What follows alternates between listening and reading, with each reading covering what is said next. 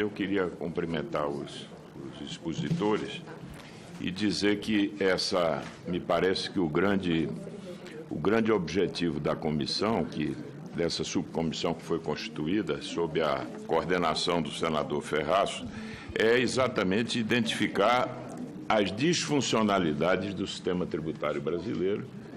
E aqui me parece que há um diagnóstico, eu não pude participar de toda a exposição, mas há um diagnóstico que eu diria que em grande medida convergente sobre essa disfuncionalidade do sistema. Aí temos várias questões. O tamanho da carga, evidentemente, uma sociedade que tem feito as opções da nossa, ela fez implicitamente uma opção por uma carga mais alta. É um ponto fora da curva, porque quando o secretário Rachid colocou a carga, que na realidade é maior hoje com essa queda do produto, não havia nenhum país de renda média que pudesse se colocar próximo do Brasil. Quer dizer, no fundo, quem estava na frente eram países de renda mais alta.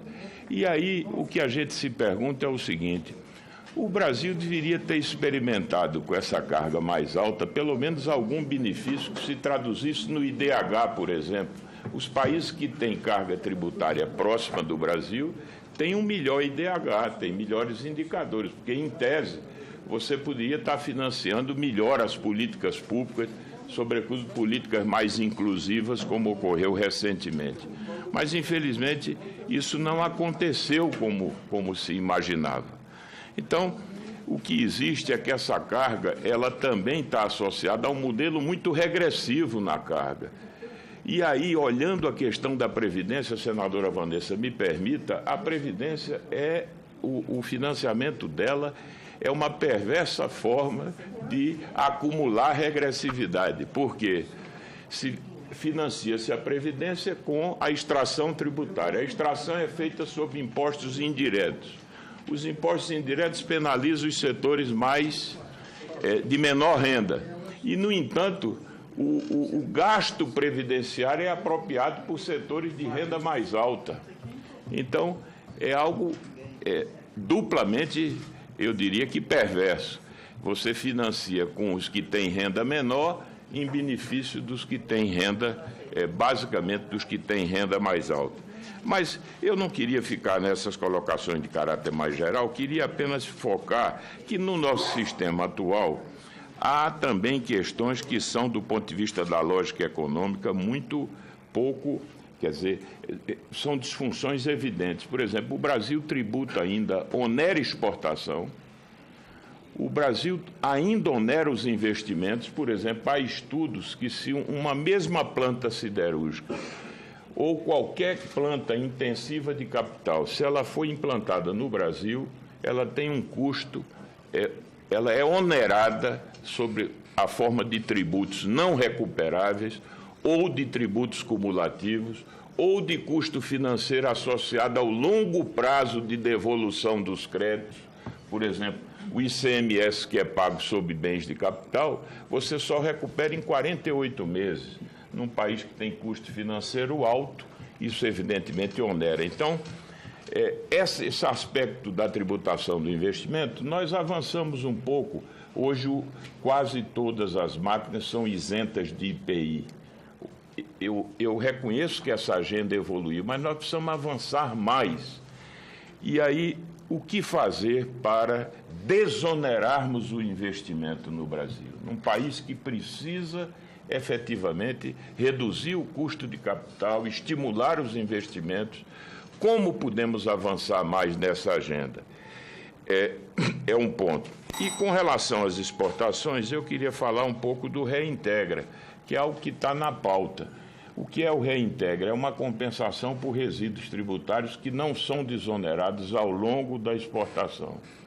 E aí tivemos vários problemas em função da crise fiscal recente, em que, ora, foi zerado o Reintegra, agora ele volta com 2%, mas há um problema de pagamento. Na prática, o que se diz é que o Reintegra não é pago. Então, eu queria ouvir um comentário do secretário Rachid e dos demais palestrantes sobre essa questão. Quer dizer, se o Reintegra é ou não um mecanismo que se justifica sobretudo nessa compreensão de que as exportações precisam ser efetivamente desoneradas. A outra questão é a agenda de simplificação. E aí toca um pouco a comissão que nós coordenamos dessas reformas microeconômicas. O nosso sistema, quer dizer, ele, além de todas essas disfuncionalidades, ele é de uma complexidade imensa. Então, o secretário Rachid fez referência a todo o sistema do SPED, que hoje há uma duplicação na questão das obrigações acessórias. Tem o SPED, mas os estados obrigam o contribuinte a replicar informações que deveriam estar num sistema único. Por exemplo, a necessidade de aperfeiçoamento de processos de obtenção de certidões negativas, que é um problema seríssimo. O projeto de unificação da nota fiscal eletrônica, sobretudo olhando a questão dos municípios. O aperfeiçoamento do processo de compensação tributária e de padronização de retenções de tributos federais. Como podemos avançar nessa agenda? Já temos aí um cronograma, uma proposta com prazos claros ou ainda estamos terminando de compor? E, finalmente, eu gostaria de saber se há uma estimativa hoje do estoque de créditos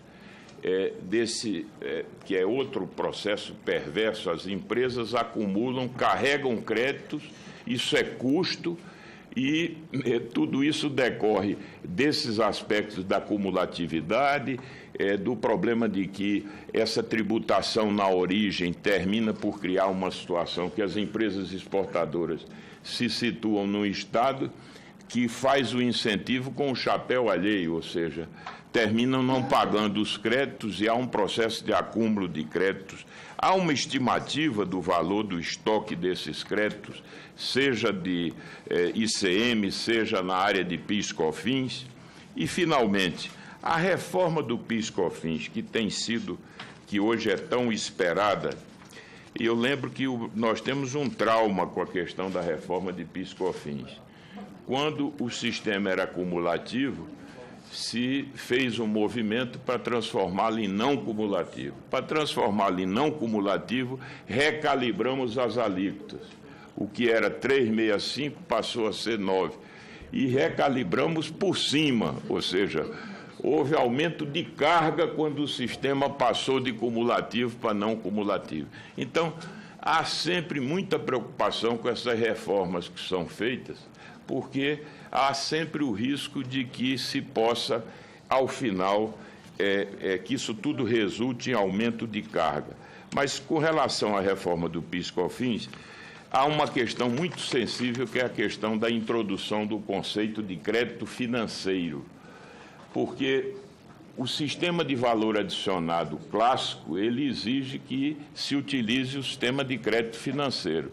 Tudo que a empresa compra deve gerar crédito, esse é o princípio. E hoje no Brasil há o conceito de crédito físico, só o que se incorpora ao produto gera crédito. Então, sabe-se que no projeto da reforma do PIS/COFINS vamos finalmente marchar para o sistema de crédito financeiro. Eu queria ouvir alguns comentários a esse respeito, lembrando, por exemplo, que as empresas do Sistema Simples, quem compra de uma empresa do Sistema Simples não tem crédito. Essa é uma outra distorção que existe no sistema e termina por causar um prejuízo à empresa que está no regime simples. Porque você, como não gera crédito, você, para comprar uma empresa que está nesse regime, você termina exigindo um desconto para compensar o crédito que você, ao final, não pode ter. Então, era a pergunta sobre essa questão de como vai ficar, finalmente, a reforma do PIS/COFINS. Eram essas as questões e eu agradeço aí pela tolerância. Passo a palavra, então, para responder a todas as colocações aqui feitas e considerações finais para os nossos convidados. Primeiro, o secretário Rachid, da Receita Federal.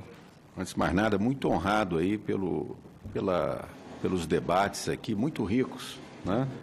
Eu acho que nesse ambiente, com o propósito de buscar alternativas, é um ambiente propício para efetivamente a gente construir um sistema tributário. Eu acho que esse é um desafio de todos nós.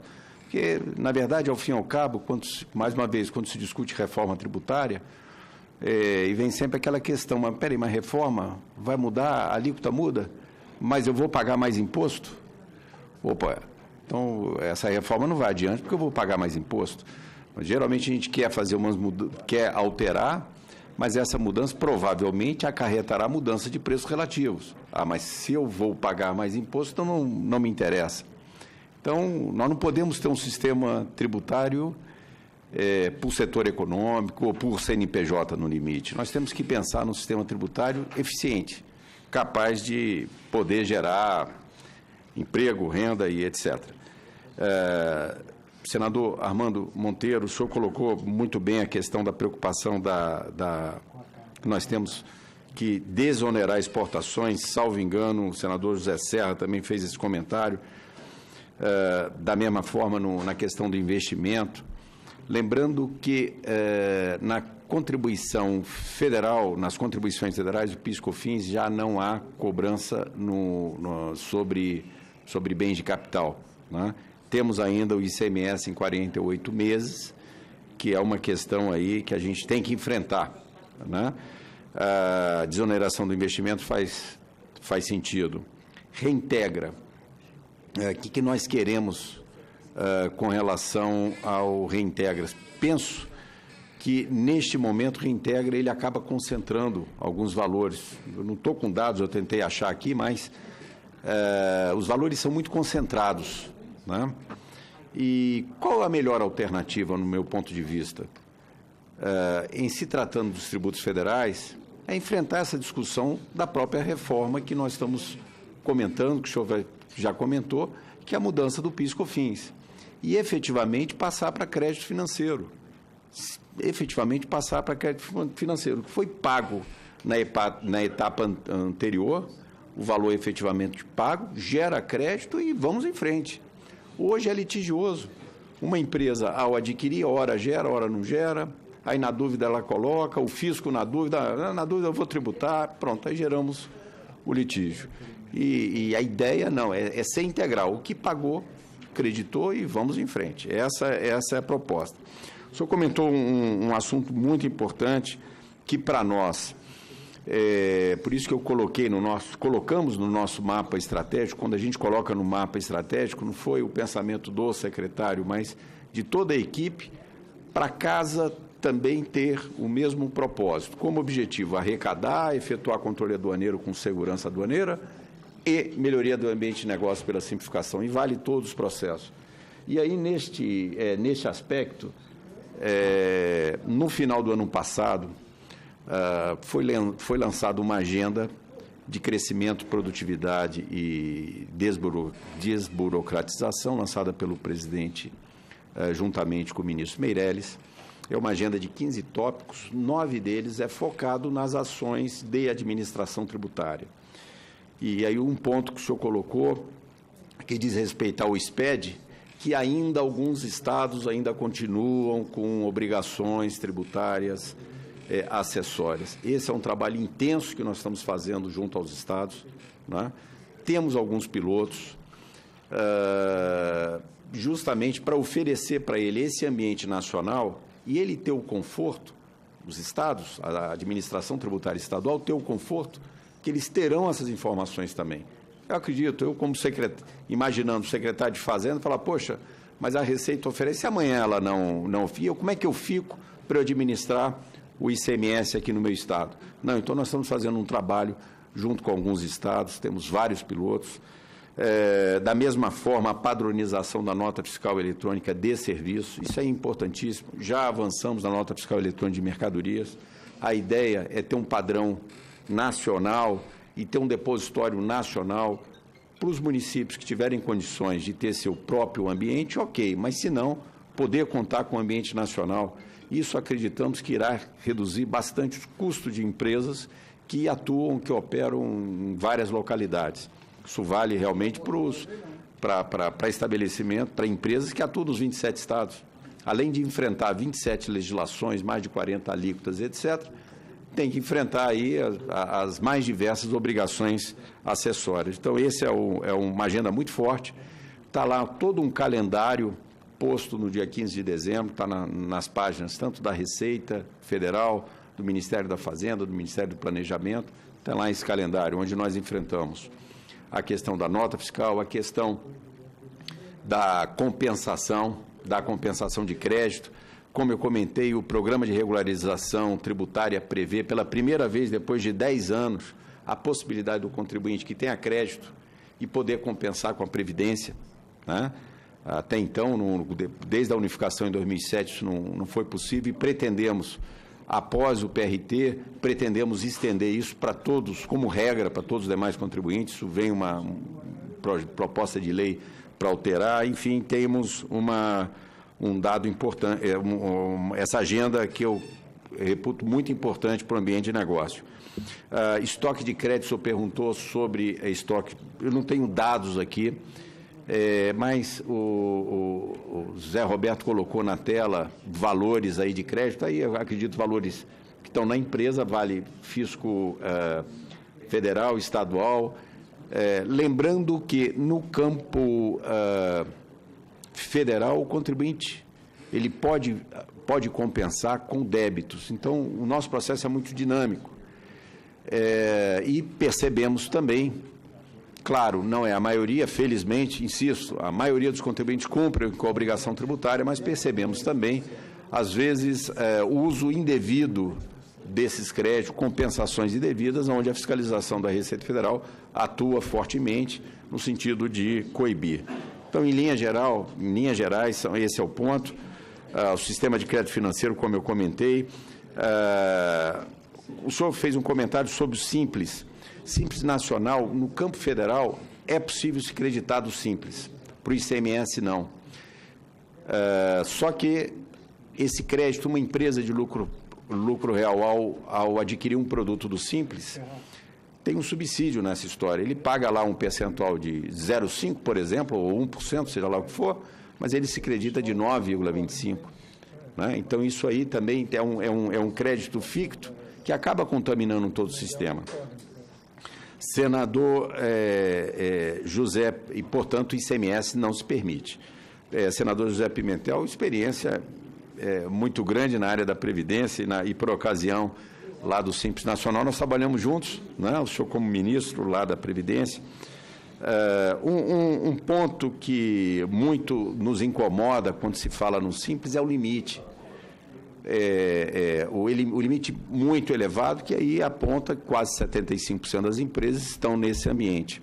Apesar que, recentemente, nós já fizemos uma rampa mais acentuada para que as empresas possam se conectar num processo de crescimento. Mas, em outros países, um tratamento diferenciado favorecido para micro e pequenas empresas, às vezes, ele é temporal. Ele se admite, olha, você pode ter um tratamento diferenciado, mas por algum tempo, até você se organizar, até você crescer. Aqui no Brasil, ele é eterno. Né? Então, não sei se caberia um debate sobre essa questão. Execução fiscal, o senhor colocou, é uma preocupação enorme para nós. O processo administrativo fiscal é um processo lento. Vale um debate aí, um debate específico do contencioso administrativo. É um processo lento. Ademais, a execução aqui no Brasil, ela é diferente do restante do mundo. Aqui no Brasil, o contribuinte, depois de buscar a cobrança e ele não cumpriu com a obrigação, a Procuradoria-Geral da Fazenda aciona o judiciário ao fazer a inscrição da dívida ativa. Em outros países, não. A administração tributária faz a cobrança direta. Se o contribuinte executa administrativamente, se o contribuinte entender que essa execução é indevida, aí sim que ele busca o judiciário. Eu acho que nós tínhamos que enfrentar esse debate, como o senhor falou, é uma legislação antiga, de décadas, e eu penso que nós tínhamos que evoluir para um modelo mais avançado e mais eficiente de cobrança. senador José Serra, ele colocou essa preocupação, essa cautela que nós precisamos ter nessa mudança do modelo. A gente já comentou sobre isso, né? É uma mudança, ela tem que ser gradual na minha avaliação, mas nós temos que saber aonde nós queremos chegar, né? Gradual, em paralelo, e não de forma... faz um passo, o segundo passo. Não é possível fazer de forma paralela, mas sabendo onde chegar. Custo Brasil, não tem o que falar, ele é elevado, o custo de cumprimento, por isso que nós estamos buscando, pelo menos no campo da administração ou das administrações tributárias, buscar uma solução efetiva. A propósito, quinta-feira estarei sentado com os representantes dos estados e dos municípios no Comitê Gestor de Integração Tributária, que foi criado no âmbito do ENAT, Encontro Nacional de Administrações Tributárias, fruto daquela emenda constitucional 42, que prevê que artigo 37, que prevê que as administrações tributárias devem atuar de forma integrada, compartilhando informações fiscais de cadastro. Então, esse ambiente é justamente para nós ratificarmos e firmarmos essa agenda que estamos tratando. Senador Ataíde, o senhor colocou, e uma questão direta aí, realmente são um conjunto de reformas que precisamos fazer, a tributária é uma delas, né? E aí o senhor coloca, respondendo essa pergunta sobre se há respaldo legal, há respaldo. Na lei, a questão é, o fisco não pode cobrar nem mais nem menos o que está na lei. E aí há uma previsão de convênio, etc. É algo que os senhores parlamentares podem rever, seguramente, este modelo. A Receita Federal está preparada e eu acredito, senador Monteiro, talvez até no ambiente do E-Social seja mais eficaz ter esse ambiente todo no âmbito da administração tributária, né? Porque aí teríamos reduções de obrigações das empresas e essas empresas iriam se comunicar tão somente com o fisco, tá? Senador Cristóvão Buarque fez alguns comentários sobre imposto sindical. Olha, realmente requer uma pesquisa, eu não tenho se há isto em outros países. Agora, sobre a tributação sobre o sistema financeiro, vale ressaltar aqui que o sistema financeiro, em termos de tributação de lucros, ele é mais onerado do que as demais empresas. O imposto de renda é o mesmo, 25%, no entanto, a contribuição social sobre o lucro líquido vai a 20% e trata-se de uma tributação sobre lucros na ordem de 45%. Em relação à tributação do PIS/COFINS, enquanto o regime cumulativo é 3,65%, o do lucro, essa parte dos bancos é 4,65%, um ponto a mais. Bom, não sei, senhor presidente, senhores senadores, se ficou alguma questão pela ordem, senhor presidente, não respondida, por favor. Me permite, senhor presidente, pela ordem, retornando